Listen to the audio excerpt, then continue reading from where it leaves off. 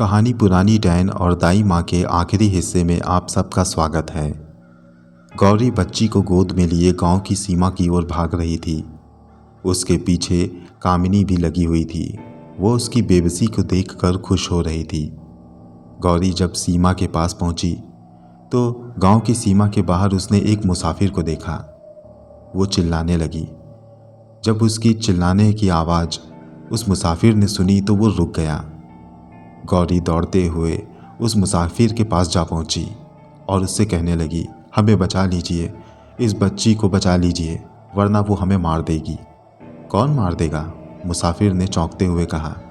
तो गौरी कहने लगी, वो डायन मार देगी। डायन की बात सुनकर मुसाफिर चौंक सा गया। फिर उसने बच्ची की ओर देखा, कहने लगा, इस बच्ची को हुआ क्या है? उसी डायन का ही किया हुआ है ये सब कुछ। इस बच्ची को बचा लीजिए, वरना वो हमें मार देगी। गौरी उस मुसाफिर से अपने जान बचाने की दुहाई कर रही थी और इधर कामिनी गांव की सीमा के करीब आ गई। उसने अब गौरी पर हमला किया, मगर वो इस बार चौंक गई क्योंकि उसके हमले का कोई भी असर गौरी पर नहीं हुआ। उसने एक बार फिर अपनी शैतानी शक्तियों को बटोरा और गौरी और उस बच्ची पर जोरदार हमला किया। आश्चर्य की बात थी, कोई भी असर नहीं हुआ। ये पहली बार था कि जब उसका हमला नाकाम हो रहा था, वो भी एक मामूली सी लड़की के ऊपर। उसने तिबारा फिर हमला किया, मगर कोई भी असर नहीं हुआ। डायन का सिर सा चकरा गया। उसे समझ नहीं आ रहा था कि ऐसा क्यों हो रहा है। इधर मुसाफिर बच्ची की हालत देखकर उसे अस्पताल ले जाने के लिए चल पड़ा। उसके साथ साथ गौरी भी चल पड़ी। पीछे पीछे कामिनी भी उन लोगों का पीछा करने लगी। बार बार गौरी पलट कर देख रही थी। उसे कामिनी दिखाई नहीं दे रही थी।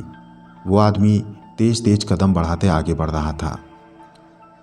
इस बार कामिनी ने उस बच्ची के पास जाने का फैसला किया।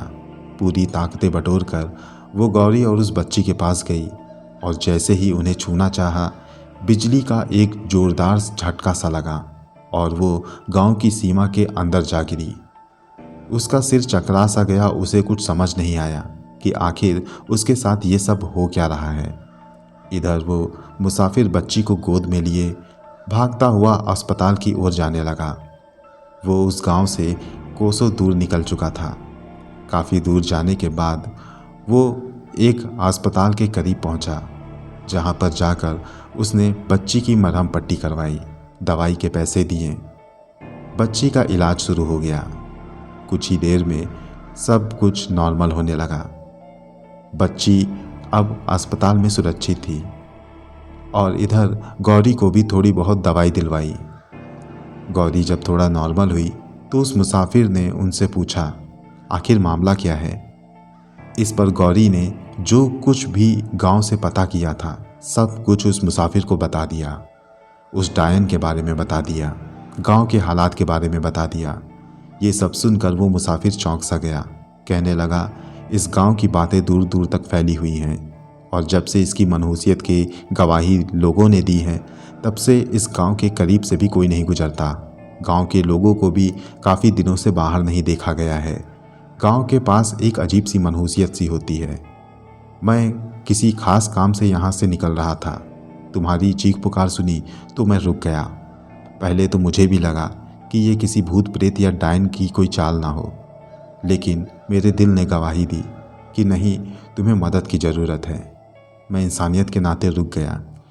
डर तो मुझे भी लग रहा था कि कहीं वो डायन हमारे पीछे ना आए, मगर ऊपर वाले पर भरोसा था कि वो हमें उस डायन से ज़रूर बचाएगा। उसकी बात सुनकर अब गौरी कहने लगी, ठीक है, मगर अब मुझे शहर जाना होगा।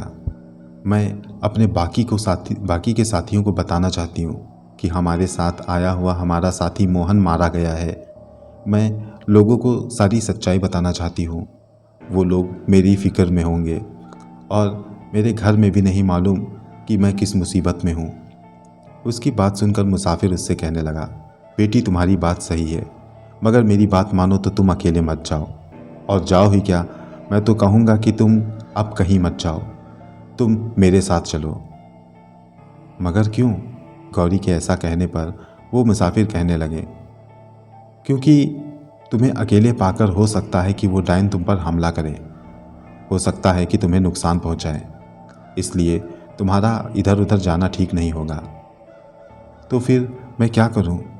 तुम मेरे साथ चलो बेटी, मैं तुम्हें अपने गांव ले चलूँगा और मैं एक ऐसे शख्स को जानता हूँ जो शायद तुम्हारी मदद कर सके। गौरी कहने लगी, कौन? उस पर उस मुसाफिर ने कहा, दाई माँ। गौरी ने चौंकते हुए कहा, दाई माँ? कौन है दाई माँ? इस पर मुसाफिर कहने लगा, दाई माँ हमारे गांव में रहती हैं, हम बचपन से उन्हें देख रहे हैं। वो भूत प्रेत जैसे मसलों को चुटकियों में ही सुलझा देती हैं। जो भी उनके पास आता है वो भूत प्रेत से छुटकारा पा जाता है। हो सकता है कि वो हमारी मदद कर सकें। उनकी बात पर गौरी कहने लगी, मगर गांव वालों का कहना है कि इससे पहले भी 2 लोग उस डायन से टकराने आए थे। डायन ने उन सबको मार डाला और जहाँ तक मैंने उस डायन को देखा है, जिस तरह से उसने आतंक मचाया है, मुझे नहीं लगता कि कोई भी अब उसके सामने खड़ा हो सकता है। मुसाफिर उससे कहने लगा, तुम ऐसा इसलिए कह रही हो क्योंकि तुम बहुत ज़्यादा खौफज़दा हो। तुम्हें अभी दाई माँ की ताकत का अंदाज़ा नहीं। तुम एक बार उनसे कह के तो देखो, हो सकता है कि इस बार उस डायन का ही खात्मा हो जाए। मुसाफिर की बात पर गौरी थोड़ा सा सोचने लगी, फिर वो कहने लगी, ठीक है, अगर आप ऐसा कहते हैं तो यही सही, आप चलिए, हमें दाई माँ के पास ले चलिए। उसके ऐसा कहने पर अब मुसाफिर उसे अपने गांव के दाई माँ के पास ले गया। जब वो दाई माँ के घर पहुंचा तो गौरी ने वहां पर देखा ढेर सारी भीड़ लगी हुई थी। लोग दाई माँ के पास तरह तरह की फरियादें लेके आ रहे थे। किसी का बेटा बीमार तो किसी का भाई, कोई अपनी संपत्ति के चले जाने पर अफसोस जताने आया तो कोई अपनी बीमारी को ठीक करवाने। हर तरीके की समस्या का समाधान दाई माँ के पास सब लेने आ रहे थे।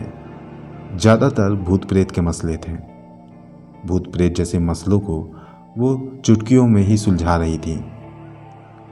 वो दिखने में एकदम साधारण सी लग रही थी, मगर उनके चेहरे में न जाने कौन सी खास बात थी कि उनको देखते ही गौरी के अंदर बसा हुआ उस डायन का डर अब कम सा होने लगा था। वहाँ पे कुछ देर बैठे रहने के बाद गौरी के अंदर एक अजीब सा आत्मविश्वास आ रहा था। धीरे धीरे वहाँ की भीड़ खत्म हुई और सब लोग चले गए। आखिर में बचा वो मुसाफिर। तो वो गौरी और उस बच्ची को लेकर दाई माँ के पास गए। उन्होंने दाई माँ से नमस्ते किया। दाई माँ ने उनको सामने बैठने का इशारा किया और छोटी सी बच्ची को देखते हुए बोली, कहो क्या बात है, क्या परेशानी? उनके ऐसा कहने पर गौरी ने उस गांव के बारे में सारे हालात उन्हें बयान कर दिए। हालात बयां करते करते गौरी की आंखों से आंसू निकल पड़े। वो फूट फूट कर रोने लगी। दाई माँ ने जब उसे रोता देखा तो उसके सिर पर अपना हाथ फेरा। एक अजीब से जादू का अनुभव हुआ गौरी को।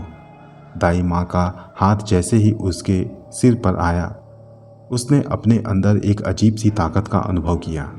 यूं लगा कि सारी समस्याओं का समाधान हो गया है। गौरी के साथ बैठी हुई वो मासूम बच्ची भी दाई माँ को बड़े गौर से देख रही थी। दाई माँ ने उस बच्ची को बुलाया और अपने पास बिठाया और उसके सिर पर हाथ रखा और फिर उससे कहा, डरो नहीं बेटा, ऊपर वाला सब ठीक करेगा। दाई माँ ने गौरी के मुंह से उस डायन का सारा वाकया सुन लिया था। उसके बाद उन्होंने उन दोनों से कहा, मैं उस गांव में चलूँगी, मैं देखूँगी कि आखिर वहाँ पर कितनी परेशानी है, और अगर ऊपर वाले ने मेरे हाथों ही गांव का उद्धार लिखा है तो ये उद्धार होकर रहेगा। उनकी बात सुनकर गौरी के दिल में राहत महसूस हुई और उसने दाई माँ के साथ गांव चलने का इरादा कर लिया। उस रात गौरी और वो बच्ची मुसाफिर के घर में ही रुके रहें। दूसरे दिन दाई माँ के साथ गौरी, वो मुसाफिर और वो बच्ची गांव की ओर निकल पड़े। घंटों का सफ़र करने के बाद जब वो लोग गांव की सीमा पर पहुँचे तो दाई माँ ने गांव की सीमा पर खड़े होकर गांव को निहारा। गौरी के मन में भी एक अजीब सा डर आ गया था, मगर डर का महसूस होते ही उसने दाई माँ की ओर देखा। जैसे ही दाई माँ पर उसकी नज़र पड़ी, उसके दिल में फिर से आत्मविश्वास जग गया। दाई माँ ने अब गांव की सीमा में कदम रख दिया था और वो चलते हुए आगे बढ़ती रही थी। उसके साथ साथ गौरी और वो मुसाफिर भी बढ़ रहे थे। जैसे जैसे वो आगे बढ़ते जा रहे थे, वैसे वैसे यूँ लग रहा था कि गांव की मनहूसियत में थोड़ी कमी सी आ रही है। कुछ देर के बाद हवा का एक झोंका आया और उस झोंके ने गौरी के दिलों में सुकून सा भर दिया। गांव वाले अभी इस बात से अनजान थे कि कोई उनकी मदद के लिए आ रहा है। दाई माँ के आने से पहले वो हवा का झोंका गांव की ओर भी चल पड़ा। उस हवा के झोंके ने गांव वाले के दिल में एक अजीब सा सुकून भरा। गांव वालों को कुछ अच्छा होने का एहसास सा होने लगा। वो लोग अभी इन सब बातों को समझ ही नहीं पाए थे कि तभी उन्होंने कुछ महसूस किया कि पक्षियों के चहकने की आवाज़ आ रही है। जो पक्षी काफ़ी दिन से खामोश थे, आज वो उड़कर डाली पर आकर बैठे थे। एक के बाद एक करके ढेर सारे पक्षियों की आवाज़ें आईं और पहले की तरह किलकारियाँ गूंजने लगी। ये सब शुभ संकेत थे। तभी किसी की नज़र दाई माँ पर पड़ी।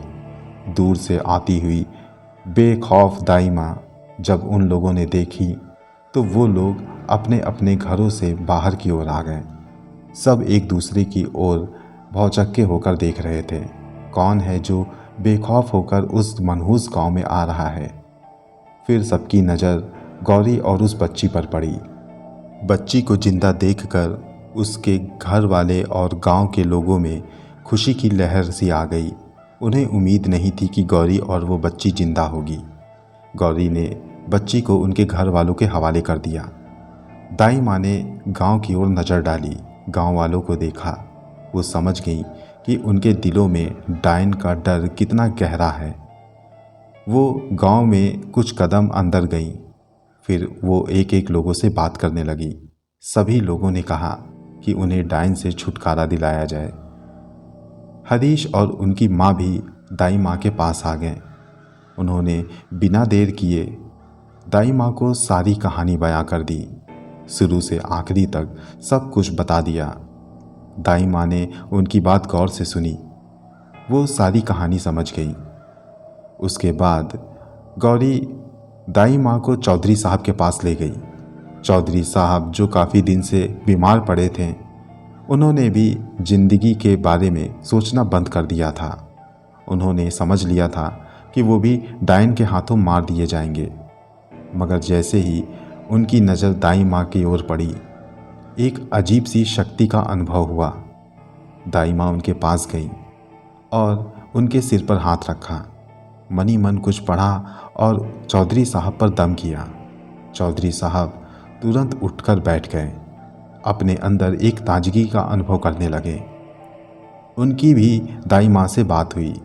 गौरी ने उनका परिचय कराया। गांव वाले भी दाई माँ के बारे में थोड़ा बहुत जान चुके थे। गौरी ने उन्हें सब कुछ बताया। बाकी सब कुछ मुसाफिर ने गांव वालों को बयां कर दिया। सब ये समझ रहे थे कि दाई माँ अब उनको उस डायन से छुटकारा दिला देंगी। मगर अब भी थोड़ा सा डर उनके दिमाग में था कि पहले दो लोग मौत के घाट उतर चुके हैं और अब दाई माँ हमारे लिए आई हैं। कहीं इनके साथ कुछ बुरा ना हो जाए। ये डर उनके दिमाग में अभी भी था। दाई माँ अब अपना काम करने के लिए तैयार थी। दाई माँ के आने की खबर सुनकर पंडित भी वहाँ आ गए। पंडित ने भी दाई माँ से उस डायन को वहाँ से हटाने की गुहार लगाई। उन्होंने अपने बेटे की मौत के बारे में बताया। वो रो पड़े। दाई माँ ने उनको भी दिलासा दिया और उसके बाद उन्होंने बिना देर किए हुए काम करना शुरू किया। वो गांव के बीच के हिस्से में गईं और वहाँ पर बैठकर वो कुछ पढ़ने लगी। काफ़ी देर पढ़ते रहने के बाद उन्होंने अपना हाथ बुलंद किया और गांव की भीड़ की ओर कुछ अजीब से इशारे करने लगी।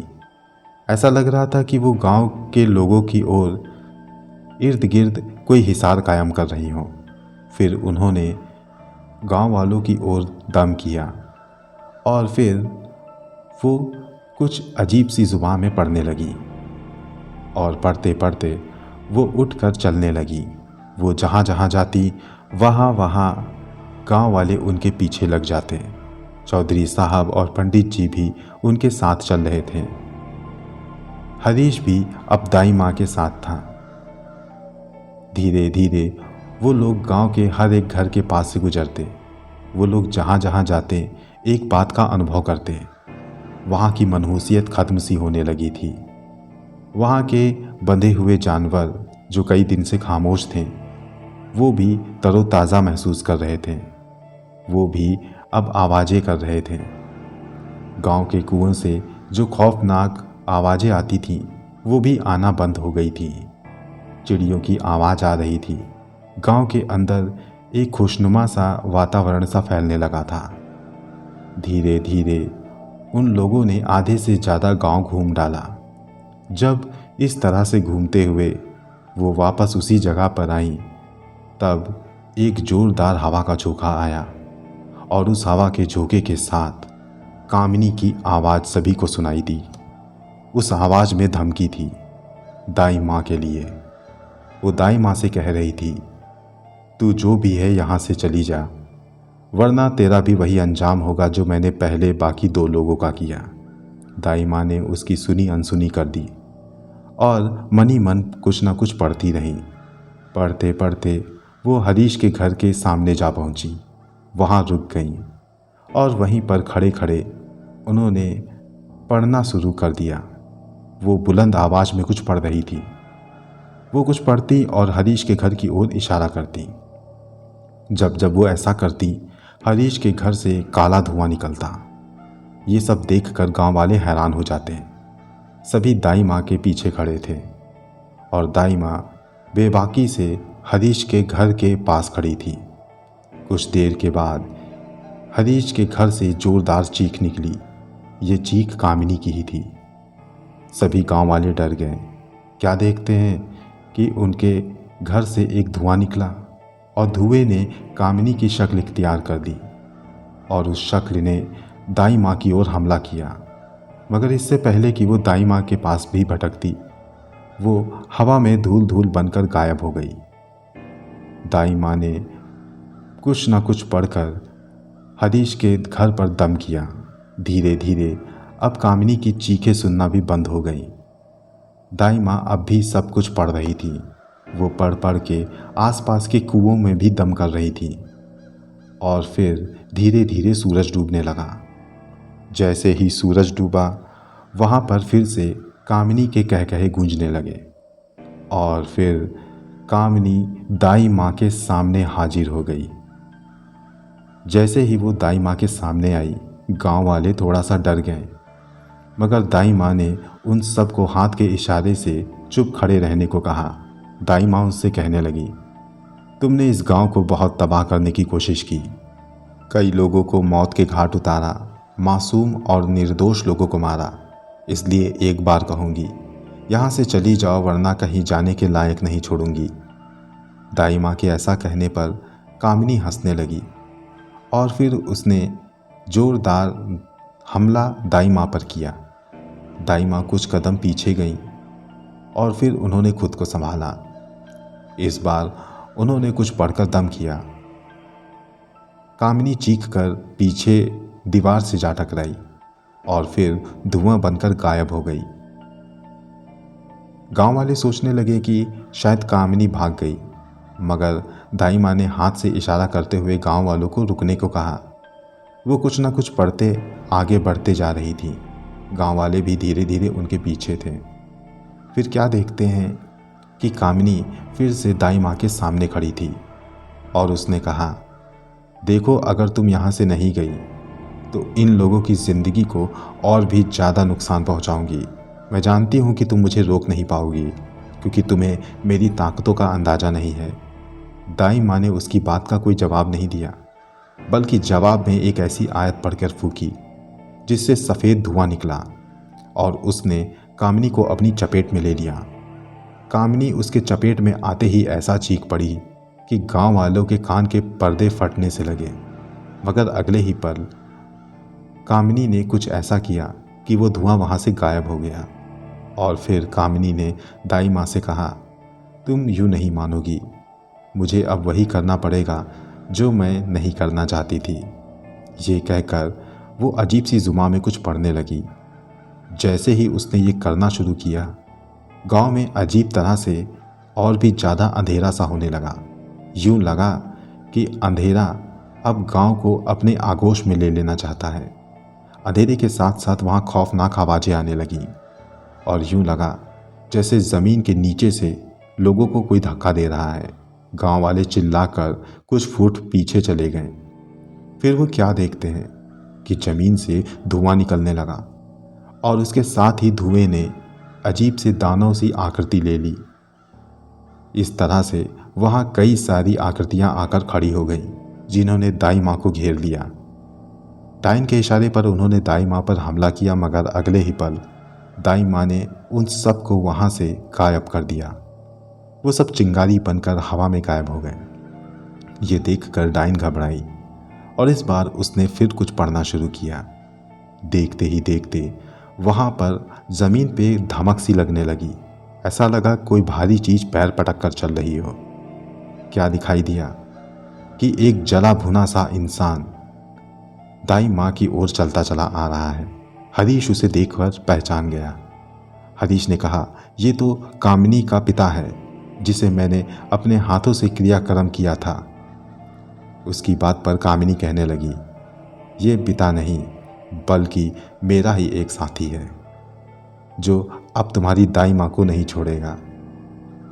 वो बड़े तेजी से दाई माँ की ओर बढ़ा और उसने दाई माँ पे हमला किया। दाई माँ को एक बार फिर झटका सा लगा। वो ज़मीन पर आ गिरी।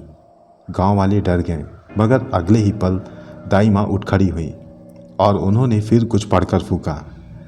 उनके पढ़ के फूंकने पर ही वो जला भुना सा इंसान चीखने लगा और उसके शरीर में ऐसा धमाका हुआ कि धमाका चिंगारियों में बदल के फिजाओं में बिखर गया।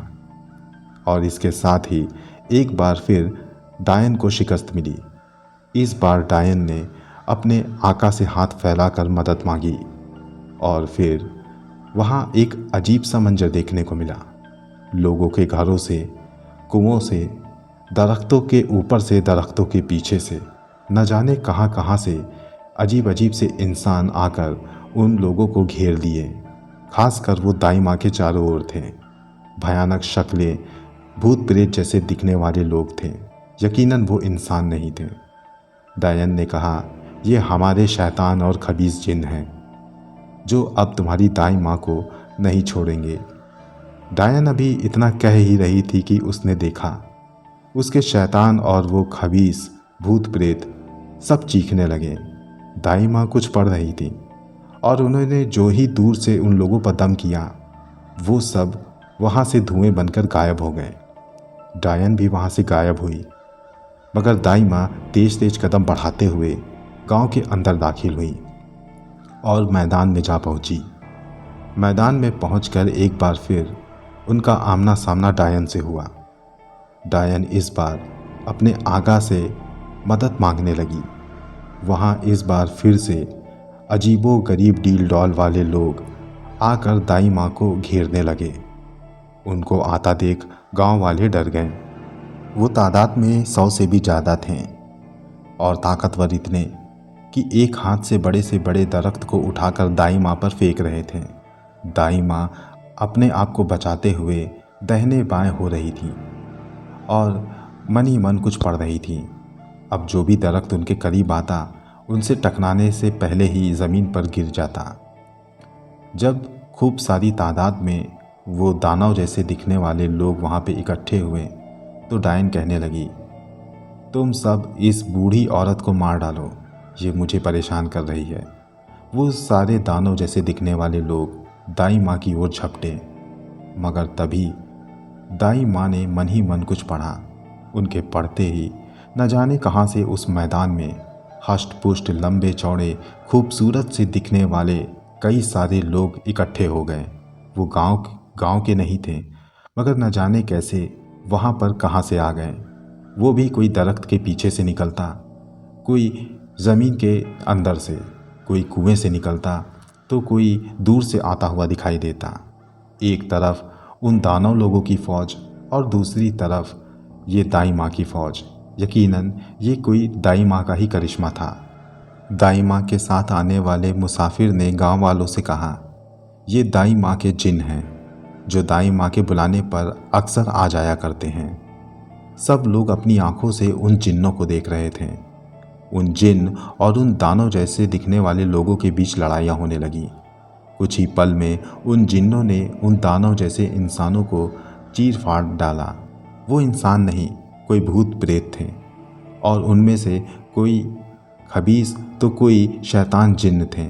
सभी को दाई माँ के जिन्नों ने मौत के घाट उतार दिया। उसके बाद दाई माँ के हुक्म से उन जिन्नों ने उस डायन को भी पकड़ लिया। वो डायन अब उन जिन्नों के कब्जे में थी। उन्होंने अपनी शक्तियों से उसे घेर रखा था। अब डायन ने दाई माँ की ओर देखते हुए अपनी जान की भीख मांगी, मगर दाई माँ ने कहा, मैं तुम्हें छोड़ने की गलती नहीं करूँगी। ये कहकर दाई माँ ने मन ही मन कुछ पढ़ना शुरू किया, और उनके पढ़ते ही न जाने कैसे उस डायन के इर्द गिर्द अजीब सी आग भड़क गई, जिसमें जलकर वो इतना चीखी कि पूरा गांव उसकी चीख से गूंज उठा, और फिर वो चीख शांत हो गई। उसके शांत होते ही दाई माँ ने कहा, अब ये डायन तुम लोगों के करीब कभी नहीं आएगी, क्योंकि मैंने इसका अस्तित्व ही खत्म कर दिया है। दाई माँ ने बताया कि ऐसी डायनें अपने बच्चे की बलि शैतान को चढ़ाती हैं, जिससे उन्हें इतनी ताकत मिलती है कि वो कुछ भी कर सकती हैं, और इसी इरादे से वो हरीश से शादी करके इस गांव में आई थी। दाई माँ ने हरीश से ये भी कहा कि जिस दोस्त के बारे में उसने ये सोचा था कि वो उसका सामान चुरा कर अपने गांव भाग गया है, दरअसल वो कहीं भागा नहीं था, इसी ने उसके दोस्त का कत्ल कर दिया था। ये सुनकर हरीश बहुत दुखी हुआ, मगर दाई माँ ने उसे समझाया। समय बीता, गांव के हालात बदल गए, हरियाली हो गई और फसलें भी अच्छी हुई। कुओं की सफाई हुई और कुछ नए कुएं भी खुदवाए गए। अब सब कुछ सही हो गया था। गांव की खुशहाली लौट आई थी। एक साल में गांव के पुराने मंदिरों की मरम्मत हुई, फिर से नए नए मंदिर बनाए गए, और फिर वहाँ पे पूजा पाठ भी शुरू हो गई। सब कुछ पहले जैसा हो गया। दाई माँ एक बार फिर गांव में आई। उन्होंने गांव वालों के लिए दुआएं की। गांव वालों ने उनसे कहा, हमें कोई ऐसा रास्ता बताएं जिससे हम शैतानी ताकतों से दूर रहें। दाई माँ ने कहा, हमेशा अपने रब को याद करो, और इसके साथ ही दूसरों की मदद भी करो। दिल में कभी भी दूसरों के लिए नफ़रत मत रखो। ऐसे दिल बहुत कमज़ोर होते हैं, और ऐसे मन पर शैतान बहुत जल्दी हावी होता है। अपने मन को शैतान का घर मत बनाओ।